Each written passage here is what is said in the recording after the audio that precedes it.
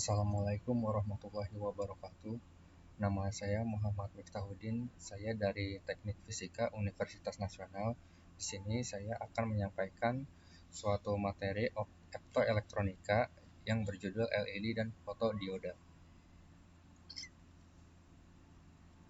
Dioda adalah suatu komponen elektronika dasar yang terdiri dari dua kutub elektroda dan berfungsi sebagai penyearah arus. Nah, komponen ini terdiri dari penggabungan dua semikonduktor yang masing-masing diberi doping atau penambahan material. Hal ini berguna untuk memberikan karakteristik yang berbeda-beda pada dioda tersebut. Dan tambahan material konduktor digunakan untuk mengalirkan aliran listrik. Umumnya dioda ini simbol seperti anak panah.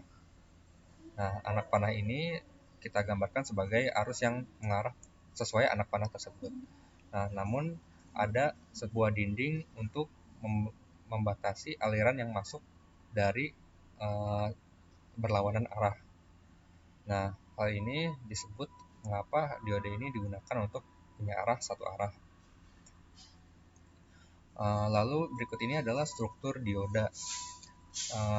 Struktur dioda ini ada tipe P dan tipe N. Dalam satu dioda ini terdapat tipe P yang berisi hole-hole atau lubang-lubang yang bermuatan positif, sementara untuk N berisi elektron bebas yang bermuatan negatif. Nah, pada kondisi normal atau tidak dialiri arus, kedua muatan ini di tengah-tengahnya ini akan bereaksi. Nah, bereaksi ini menciptakan sebuah depletion layer atau tegangan netral yang besarannya ini tergantung pada jenis bahan yang digunakan. 0,7 volt ini untuk berbahan silikon, sementara untuk germanium besarannya itu 0,3 volt. Nah, depletion layer ini berguna untuk ketika arus yang masuk ini minimal 0,7 volt tegangan yang dibutuhkan untuk menyearahkan arus listrik ini sebesar 0,7 volt. Nah, jika di luar itu, maka elektroda ini tidak bereaksi. Nah, jadi begitu prinsip kerjanya. Lalu ada jenis-jenis dioda seperti dioda penyearah, dioda kiprok, ada dioda LED, ada fotodioda, ada dioda Zener, dan dioda laser. Umumnya dioda penyearah ini seperti ini bentuknya. Nah, garis yang di sini itu menandakan sebuah elektroda negatif atau katoda. Lalu ada dioda bridge. Dioda bridge ini prinsip kerjanya sama seperti dioda penyearah. Namun dioda bridge ini terdapat 4 buah dioda penyearah yang dijadikan menjadi satu. Hal ini berguna agar gelombang penuh atau gelombang AC dapat mengubah menjadi gelombang DC atau satu arah. Terus ada LED. LED ini simbolnya seperti ini, seperti dioda pada umumnya, seperti penyearah, namun ada tanda panah di mengarah keluar. Hal ini berarti dioda ini memancarkan cahaya keluar. Sebaliknya, dioda foto seperti dioda LED, namun kebalikannya panahnya ke dalam. Artinya cahaya yang masuk ke dioda ini akan menjadikan sebagai arus listrik. Lalu ada dioda Zener. Nah, dioda Zener ini karena kita tahu penyearah ini hanya forward bias atau tegangan maju yang bisa kita pakai. Nah, berbeda dengan dioda Zener. Dioda Zener ini bisa digunakan untuk reverse bias atau tegangan mundur, dapat juga digunakan sebagai tegangan maju. Hal ini berfungsi untuk membatasi arus yang masuk pada komponen elektronika. Ini penyearah yang stabil dan biasa dan pasti ada di power supply karena dapat meregulasi tegangan yang masuk. Lalu ada dioda laser. Ini juga merupakan salah satu komponen optoelektronika yang sangat penting, dan ini prinsip kerjanya sama seperti dioda LED, memancarkan cahaya, namun cahaya yang dikeluarkan itu bersifat koherent seperti laser. Nah, LED panjangan dari light emitting dioda atau dioda pemancar cahaya. Merupakan komponen elektronika yang dapat memancarkan cahaya monokromatik atau satu warna ketika diberikan tegangan maju atau forward bias. Nah, bentuknya seperti ini, mempunyai panjang kaki yang berbeda.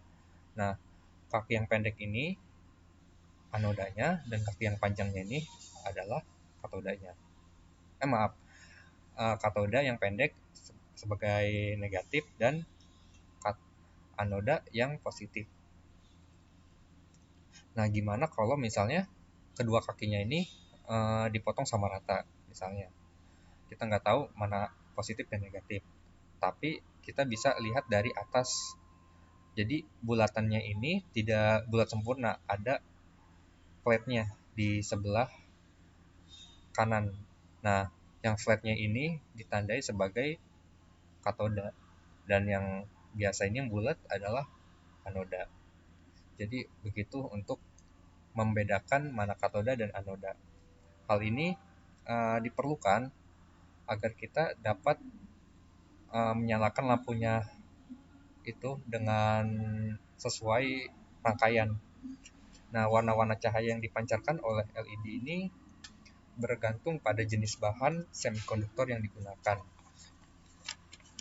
Berikut ini bahan-bahan semikonduktor aluminium dan silikon yang dapat memancarkan berbagai macam gelombang cahaya, dan warna yang dihasilkan pun berbeda, seperti gallium arsenide ini untuk cahaya inframerah dengan rentang panjang gelombang 850 hingga 940 nanometer, dan seterusnya sampai ke bawah itu cahaya putih yaitu 450 nanometer menggunakan gallium indium nitride.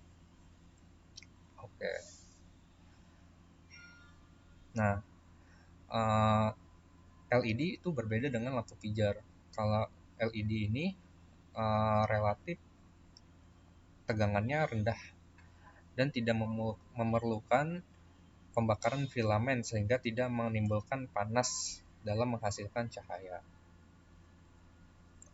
LED ini terdiri dari sebuah semikonduktor yang didoping sehingga menciptakan junction tipe P dan tipe N. Nah, selanjutnya ketika LED dialiri tegangan maju dari P ke N, maka kelebihan elektron pada tipe N ini akan berpindah ke wilayah yang kelebihan hole atau lubang, yaitu yang bermuatan positif. Nah, jadi ketika mereka berinteraksi akan melepaskan sebuah energi yang berupa foton, sehingga dapat kita lihat sebagai cahaya. Gitu.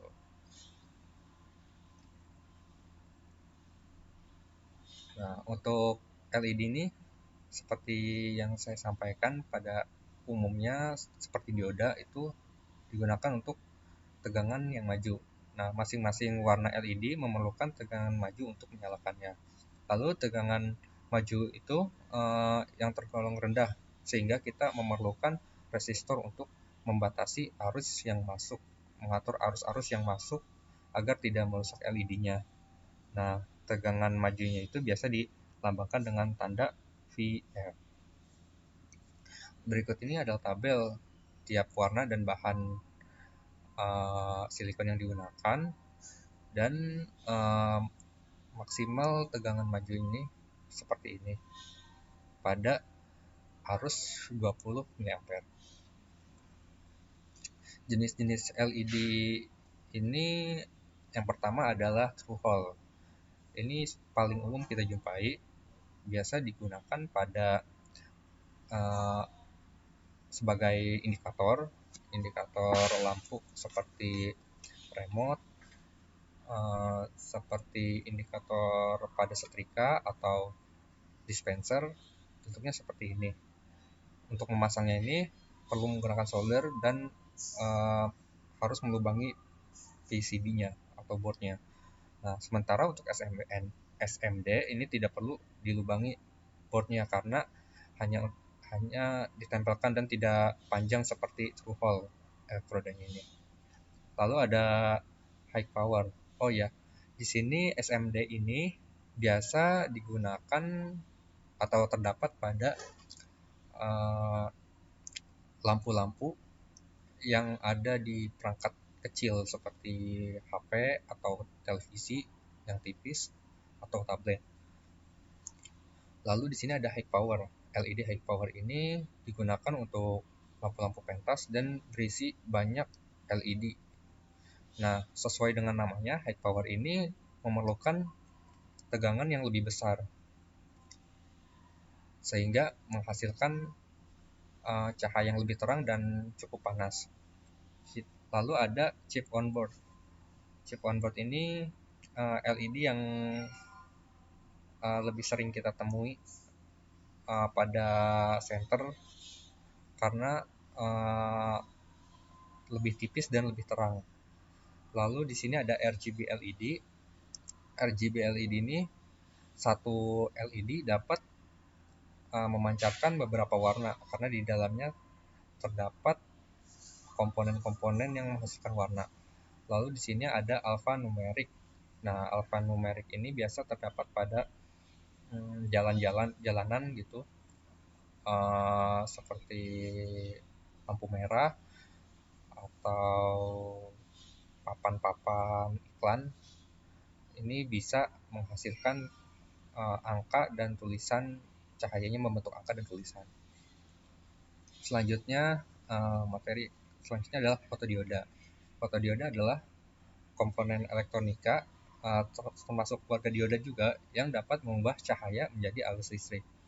Berbeda dengan LED. LED mengubah listrik menjadi cahaya, sementara fotodioda mengubah cahaya menjadi arus listrik. Nah, fotodioda ini sama-sama memiliki dua kaki terminal, yaitu anoda dan katoda. Namun pada fotodioda ini memiliki tambahan lensa dan filter optik yang terpasang di permukaannya sehingga dapat digunakan sebagai pendeteksi cahaya. Fotodioda ini dapat mendeteksi cahaya dan telah banyak diaplikasikan ke berbagai perangkat elektronika seperti remote, lalu seperti ya banyak lah. Nah, bahan-bahannya itu yang digunakan sama seperti LED pada umumnya, yaitu silikon dan germanium. Nah, tiap bahan ini memiliki karakteristik yang berbeda. Untuk silikon ini memiliki arus gelap rendah dan berkecepatan tinggi sehingga kepekaannya atau sensitivitasnya cukup baik di jarak sekitar 400 nanometer hingga 1000 nanometer. Kalau germanium lebih tinggi, yaitu arus gelapnya lebih tinggi, berkecepatan rendah, dan kepekaannya sekitar 600 nanometer hingga 1600 nanometer. Nah, berikut ini adalah sinar-sinar yang dapat ditangkap oleh fotodioda, yaitu sinar X-ray, sinar ultraviolet, sinar infrared, dan cahaya tampak.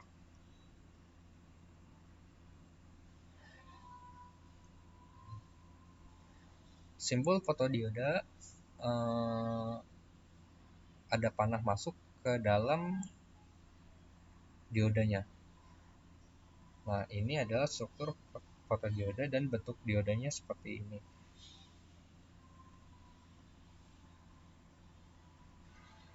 Cara kerja fotodioda adalah material pembuatan fotodioda itu akan menyerap cahaya. Jadi ketika sebuah foton dari sumber cahaya itu diserap oleh fotodioda akan membangkitkan suatu elektron dan menghasilkan pasangan berupa elektron hole seperti gambar yang ditunjukkan pada slide sebelumnya, yaitu seperti ini.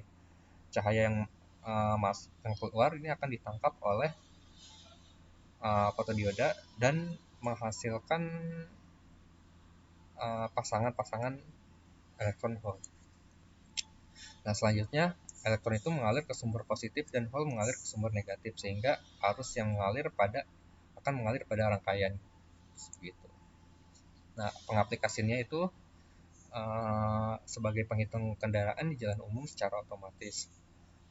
Lalu ada pengukur intensitas cahaya pada kamera dan peralatan di bidang medis seperti alat USG, USG. Lalu ada scanner barcode yang biasa kita temui di supermarket. Nah, sekian, terima kasih. Mohon maaf bila ada kekurangan dan mohon koreksi. Wassalamualaikum warahmatullahi wabarakatuh.